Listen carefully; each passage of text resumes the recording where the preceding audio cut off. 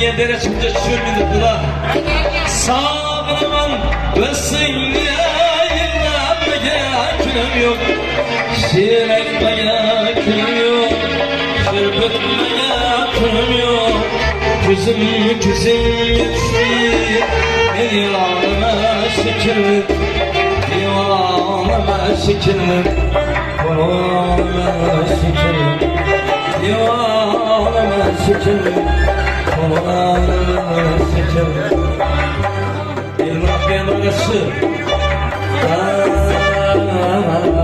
Divanıma şekirim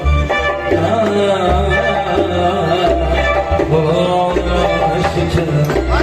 Parvanıma şekirim Kızlarıma şekirim